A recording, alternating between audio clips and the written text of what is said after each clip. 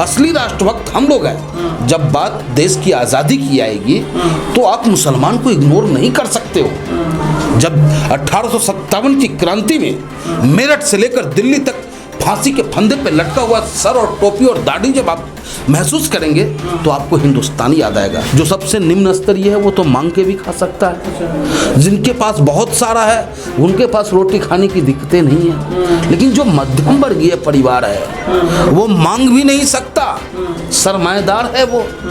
और हालात ऐसी है कि अखबारें नहीं छापती, लेकिन आत्महत्याओं का दौर बहुत तेजी से बढ़ रहा है। जिनके पूर्वजों ने इस देश के लिए कुर्बानियां दी है उनके दिल में दर्द है कि आज मेरा हिंदुस्तान कहाँ चला गया। क्या हम उसी हिंदुस्तान में हैं जब पाकिस्तान का टैंक उड़ाने की बात आया था? तो उसी हिंदुस्तान का बेटा वीर अब्दुल हमीद अपने आप में बम बांधकर पर पाकिस्तान के टैंक को उड़ाने का काम किया। सैल्यूट करता हूँ उसे बेटा को। लेकिन आज ये कहाँ हमें ले जाके छोड़ना चाहते हैं, किस जगह छोड़ना चाहते हैं? बात 56 इंच की करते हैं, लाल आंख दिखाने की करते हैं, लेकिन 56 इंच और लाल आंखें सिर्फ विपक्षियों को कुचलने के लिए है। बाकी सभी जगह तो इनके बगैर बुलाए बिरयानी खाने पहुंचने वाले यही प्रधानमंत्री है हमारे देश के। अच्छा सर, उत्तर प्रदेश के अंदर एक नया कानून योगी जी ला रहे हैं, 2 बच्चों से ज्यादा का प्रावधान नहीं होगा, तो कैसे देखते हैं इस चीज को? देखिए, कानून लाना और उस पर इम्प्लीमेंट करना बहुत बड़ी बात है। अच्छा। और ये सरकार कोई कानून लाने नहीं जा रहा, ये एक चुनावी जुमला, क्योंकि भारतीय जनता पार्टी और भारतीय जनता पार्टी के नेताओं पे कोई भी ऐसा एजेंडा नहीं है जिस एजेंडा को लेकर के ये जनता के बीच जाए 2022 में और जनता इनको चुन ले। चाहे भारतीय जनता पार्टी अपने मुख्यमंत्री को चेंज कर ले, किसी और को बना ले, ये नई नई बातें लाते रहे। देखा नहीं आपने कभी एनआरसी? कब कहाँ है एनआरसी? क्या हुआ उस एनआरसी पे? क्या कर पाए ये? बोला तो लागू तो करेंगे। ये बहुत दिनों से मैं सुन रहा हूँ 2 बच्चों का कानून, 2 बच्चों का कानून। पंचायत चुनाव के वक्त भी इस बात की बात चली थी कि 2 बच्चों का कानून लाने जा रहे हैं। ये कहना बहुत आसान है, करना बहुत मुश्किल है। और ये कुछ भी नहीं करना चाहते हैं, सिर्फ और सिर्फ पूरे प्रदेश में कॉमनलाइज करके चुनाव को जीतना चाहते हैं। ये कहीं किसी एक कम्युनिटी के ऊपर तो नहीं है सीधा प्रभाव? बिल्कुल है। अच्छा है इसमें मुस्लिम विरोधी नहीं। देखिए, मुस्लिम विरोधी तो वो है ही, लेकिन मुस्लिम विरोधी ही नहीं, वो राष्ट्र विरोधी भी हैं, क्योंकि वो कथित राष्ट्रभक्त हैं। असली राष्ट्रभक्त हम लोग हैं। जब बात देश की आज़ादी की आएगी तो आप मुसलमान को इग्नोर नहीं कर सकते हो। जब 1857 की क्रांति में मेरठ से लेकर दिल्ली तक फांसी के फंदे पे लटका हुआ सर और टोपी और दाढ़ी जब आप महसूस करेंगे तो आपको हिंदुस्तान याद आएगा।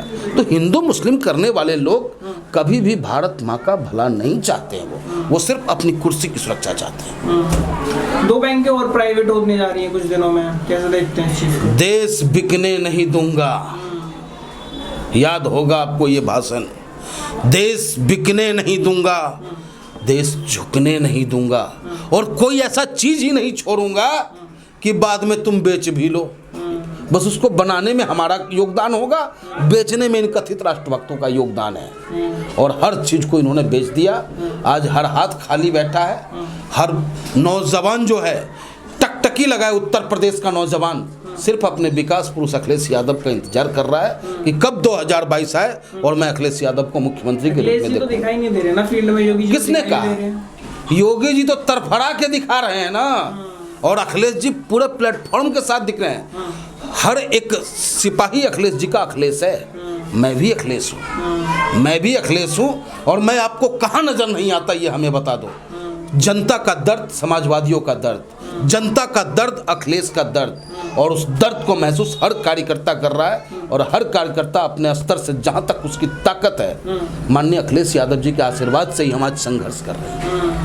वहाँ योगी जी ने लखनऊ दिल्ली एक कर रखा है, रोज 2-2 दिन बैठकें हो रही हैं उत्तर प्रदेश के विकास के लिए। आप कह रहे हो कुछ नहीं कर रहे? उत्तर प्रदेश के विकास के लिए उत्तर प्रदेश के खजाना को खाली कर दिया इन्होंने साहब। हर कार्यक्रम को इवेंट बनाने का काम किया इन्होंने, यानी कि प्रचार प्रचार प्रचार। और आज जो ये दिल्ली आ रहे हैं, इनका सत्ता किस प्रकार से संरक्षित रहे, सत्ता किस प्रकार से सुरक्षित रहे, सिर्फ इस पे इनकी नज़रें हैं। उत्तर प्रदेश की जनता बाहर में चला जाए, नौजवान रोजगार मिले ना मिले, और ख़ास करके मध्यम वर्गीय परिवार इस सरकार में उस हालात में पहुंच गया है साहब, जो सबसे निम्न स्तरीय है वो तो मांग के भी खा सकता है, जिनके पास बहुत सारा है उनके पास रोटी खाने की दिक्कतें नहीं है, लेकिन जो मध्यम वर्गीय परिवार है वो मांग भी नहीं सकता, सरमाएदार है वो। और हालात ऐसी है कि अखबारें नहीं छापती, लेकिन आत्महत्याओं का दौर बहुत तेजी से बढ़ रहा है। कल ना केशव प्रकाश मौर्य ने बोला कि अभी हमें पता नहीं है कि कौन योगी जी होंगे भी या नहीं होंगे, तो आज देखा गया कि योगी जी फिर उनके घर पे जाते हैं, तो एकदम से झटपटाहट हो गई है क्या? दौर का कहिएगा, छटपटाहट है ये है। पहला छटपटाहट दिल्ली से मिला था, पेच टाइट हुआ। अब जैसे ही केशव प्रसाद मौर्य जी, स्वामी प्रसाद मौर्य जी भी बोले कि भाई अभी वर्तमान में तो मुख्यमंत्री है हमारा, तो इतना जो बोले हैं वो भी दिल्ली के चाबी पर बोले हैं, और उसके आगे जो बोल रहे हैं वो सिर्फ ओबीसी वोट को बरगलाने के लिए बोल रहे हैं। जो पिछड़ा वोट है उसे हिंदू बनाकर फिर भाजपा के रथ पर चढ़ाना चाहते हैं, लेकिन अब उत्तर प्रदेश का पिछड़ा वर्ग वोट भटकने वाला नहीं, लटकने वाला नहीं, कि एक फ़ोन के लिए, किसी काम के लिए उसको दर दर ठोकरे खाना जो पड़ रहा था वो नहीं होगा। उत्तर प्रदेश में जब अखिलेश यादव जी की सरकार होगी, पिछड़ा वर्ग भी, अगरा वर्ग भी शान के साथ रहेगा, इज्जत के साथ उसको मान सम्मान मिलेगा, जिसकी जितनी भागीदारी उसकी उतनी हिस्सेदारी होगी, और सरकार में समान रूप से समाजवादी सिद्धांत की तरह लोगों का सम्मान किया जाएगा। अच्छा, महंगाई पे आप बहुत रोज आंदोलन करते हैं, लेकिन शेर पाला है तो फिर झेलना तो पड़ेगा ना। शेर कहाँ पाले, शेर तो जंगलवा में न होता है। फिर कह देंगे तो कहिएगा शेर क्या है, इंसान है या जानवर है, ये हमको बताइए। अब आप जानवर को राजा बनाइएगा तो भोगे तो पड़ेगा ना, हम थोड़ी बनाए हैं, जो बनाया वो भोग रहा है, और उसी के जौ के साथ घून जो पिसाता है वो सब पिसाया है उसमें। लेकिन जनता समझदार है, समझ चुकी है कि भूखे भजन न हो ही गोपाला, अल्लेला अपनी कंठी माला, यानी कि पेट में भोजन होगा तभी जाकर के हम राम नाम का उच्चारण भी कर पाएंगे। कुछ लोग कहते हैं देश पहली बार इतना शक्तिशाली हुआ है, विमान लो चाहे इतने सारे स्फोटक लो, हमारे पास इतनी ज़्यादा शक्ति आई है, पाकिस्तान डरता है, तो फिर सिर्फ अंधभक्तों का माइंड इन्होंने सेट करने में कामयाबी पा ली है। बाकी जो वाकई असली हिंदुस्तानी है, जिनके पूर्वजों ने इस देश के लिए कुर्बानियां दी है, उनके दिल में दर्द है कि आज मेरा हिंदुस्तान कहाँ चला गया। क्या हम उसी हिंदुस्तान में हैं जब पाकिस्तान का टैंक उड़ाने की बात आया था, तो उसी हिंदुस्तान का बेटा वीर अब्दुल हमीद अपने आप में बम बांधकर पर पाकिस्तान के टैंक को उड़ाने का काम किया। सैल्यूट करता हूं उसे बेटा को। लेकिन आज ये कहाँ हमें ले जाके छोड़ना चाहते हैं, किस जगह छोड़ना चाहते हैं? बात 56 इंच की करते हैं, लाल आंख दिखाने की करते हैं, लेकिन 56 इंच और लाल आंखें सिर्फ विपक्षियों को कुचलने के लिए है। बाकी सभी जगह तो इनके बगैर बुलाए बिरयानी खाने पहुंचने वाले यही प्रधानमंत्री है हमारे देश के। इससे पहले कोई प्रधानमंत्री बगैर बुलाए नहीं गया है, लेकिन ये प्रधानमंत्री जो है बगैर बुलाए गए हैं, बगैर बुलाए जाके सॉल उड़ा दिए हैं। तो इसको क्या कहिएगा? यानी कि आप करे तो कहते ना कृष्ण लीला और हम करे तो रास लीला, ये खेल नहीं चलेगा।